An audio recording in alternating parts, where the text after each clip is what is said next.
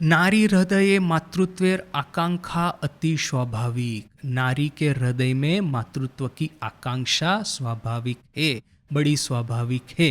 किंतु से मातृत्व सर्वदा एक ही रूपे प्रगटित होय ना, किंतु यह मातृत्व है हमेशा एक ही रूप में प्रगटित नहीं होता है।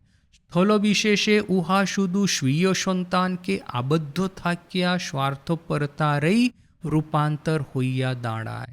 ज़्यादातर जगह पे स्थल विशेष में या तो किसी स्पेसिफिक केस में कहेंगे कि अपने खुद के संतान तक ही वो सीमित रह करके स्वार्थपरता के रूप में ही रूपांतरित होता है। ये एक जगत जननी और एक जननी, एक साधारण या सामान्य जननी। हम देखेंगे कि कोई भी माँ है तो उसका प्रेम है अपने बच्चे तक ही सीमित होता है। अभी ऐसा नहीं कि सभी माँ का ऐसा होता है, किंतु यहाँ पे जैसे शब्द यूज़ किया है महाराज जी ने, स्थल विशेष है। स्पेसिफिक केसेस में ऐसा होता है कि संतान के प्रति स्नेह एक स्वार्थपरता के रूप में, सेल्फिशनेस के रूप में वो प्रकटित होता है। जननी का प्रेम अपने ही संतान के ऊपर में है और ये संतान प्रेम से वश होकर के, देखिए ये बहुत सारे उदाहरण है इतिहास में कि पुत्र प्रेम से अंध होकर के धृतराष्ट्र ने पांडवों के साथ में युद्ध भी यदि हो गया तो धृतराष्ट्र उस समय कुछ नहीं बोले। कौरवों उनके संतान थे, उनके प्रेम में अंध हो गए थे।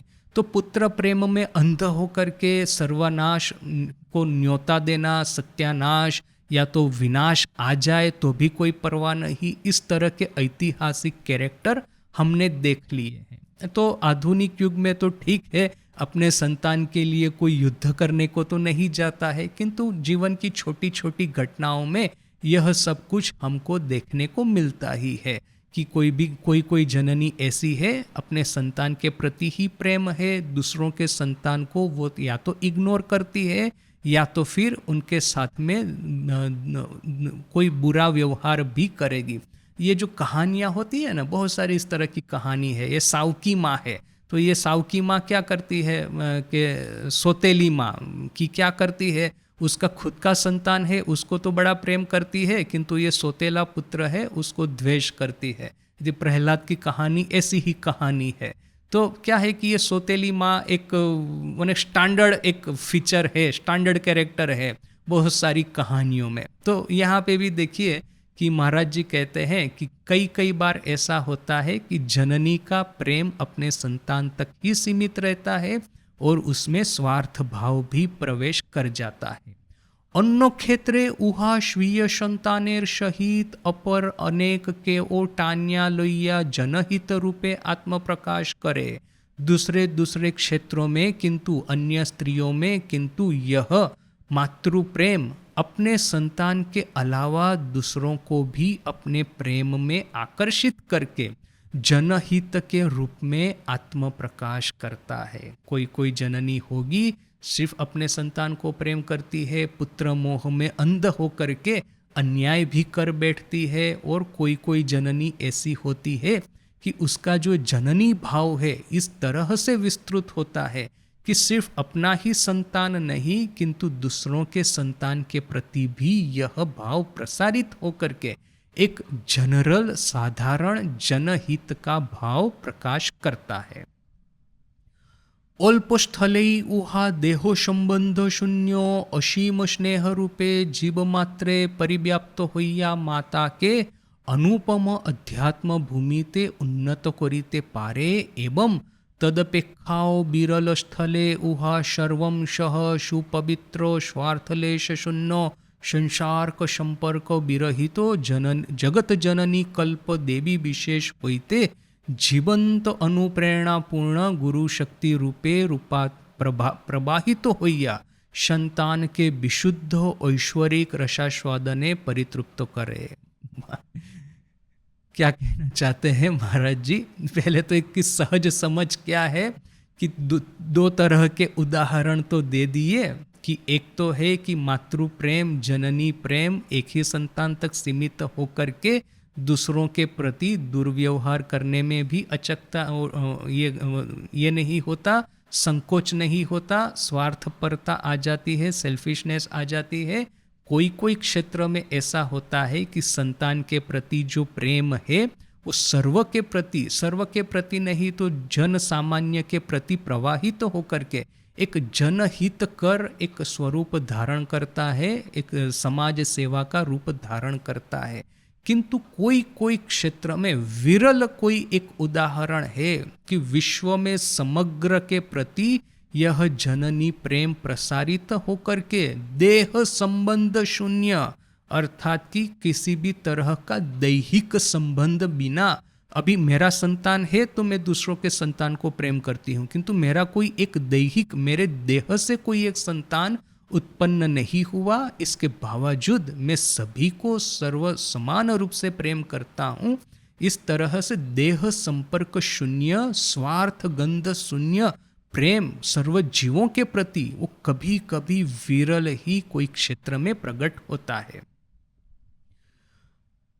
अल्पस्थलई अर्थात कि बहुत कम जगहों पे, बहुत कम केसेस में इसको देह संबंध शून्य असीम स्नेह रूप से जीव मात्रे परिव्याप्त होकर के, समग्र जीवों के प्रति परिव्याप्त होकर के, फैल करके माँ को अनुपम आध्यात्मिक भूमि पर उन्नत कर सकता है। अनुपम अर्थात की सर्वोच्च, या तो फिर जिसकी उपमा नहीं है, यूनिक, इस तरह की आध्यात्मिक भूमि पे उसको उन्नीत कर सकता है, एलिवेट कर सकता है। और इससे भी विरल स्थल है, माने इससे भी रेयर कोई केस है कि उसको सर्वम सहा अर्थात कि किसी भी तरह का कष्ट वो सहन कर सकता है। सर्वम सहा सुपवित्र, स्वार्थ लेश शून्य, किसी भी तरह का स्वार्थ नहीं है, इस तरह का संसार संपर्क विरहित, किसी भी तरह का संसार संपर्क नहीं है। इस तरह की जगत जननी कल्प देवी विशेष, जगत जननी रूपी देवी विशेष अर्थात की एक पार्टिकुलर देवी होकर के होते जीवंत अनुप्रेरणा पूर्ण गुरु शक्ति रूपे प्रवाहित होकर के, इस तरह की देवी जो कि जगत जननी है उसके भीतर में से उद्भूत होकर के अनुप्रेरणा पूर्ण गुरु शक्ति रूपे प्रवाहित होकर के संतान को विशुद्ध ऐश्वरिक रसास्वादन से परितृप्त करती है। ये सेंटेंस बड़ा ही कॉम्प्लिकेटेड किंतु साथ साथ में ही बड़ा ही साहित्यिक, इसको 2-3 बार हम स्टडी करते हैं क्योंकि तभी इसका सही अर्थ हमको समझ में आएगा। कहना जो चाहते हैं महाराज जी वो बड़ा सहज है। वैसे 2 और उपमाएं उन्होंने दी है। कहते हैं कि पहले तो है कि जो देह संबंध शून्य असीम स्नेह रूप जो है वो जीव मात्र समग्र जीवों में वो प्रवाहित होकर के माँ को अनुपम आध्यात्मिक भूमि पे उन्नत कर सकता है।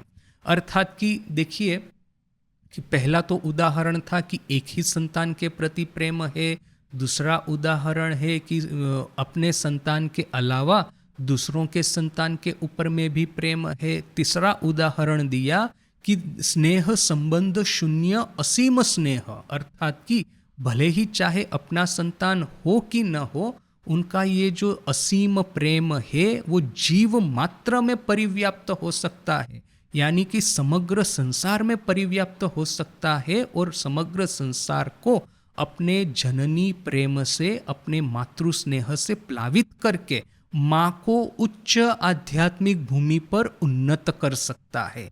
तो ये तीसरा, किंतु इससे भी बड़ा एक चौथी कैटेगरी, 4th कैटेगरी महाराज जी हमारे सामने रखते हैं। क्या कहते हैं